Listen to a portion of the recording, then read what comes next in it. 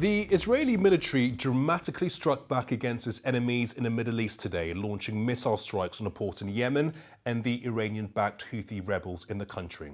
And it continued its onslaught in Lebanon with further strikes, its missiles killing 7 senior Hezbollah commanders in all. The IDF tonight said it struck 120 Hezbollah targets in the south of the country, and the strikes in the capital have continued. And with this war comes an unfolding humanitarian crisis, as our correspondent John Ray reports from Beirut. Israel still has unfinished business in Lebanon. Today we watched as yet more missiles struck Beirut, this close to the airport.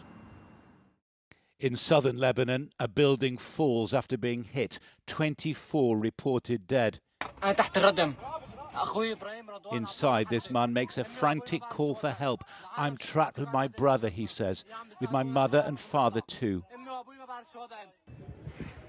From this still smoking hole in Beirut's southern suburbs, once Hezbollah's subterranean fortress, the body of Hassan Nasrallah was recovered. In little more than a week, an entire tier of commanders has died. Thousands upon thousands have fled Israeli bombs. Some find shelter at Beirut's El Amin Mosque. Hawaida tells me her children sleep in the open air on the bare tiles. They are scared, she says, and we are hungry.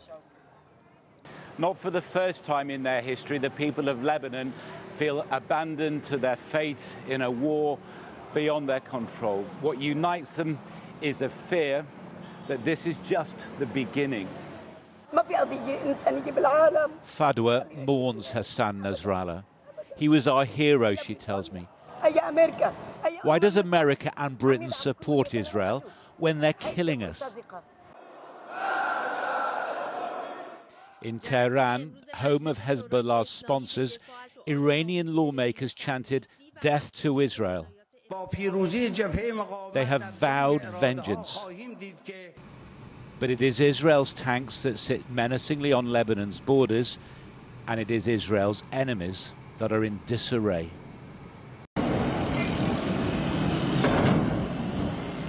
And more than 1,000 miles distant, a huge attack on Hodeidah port in Yemen tonight.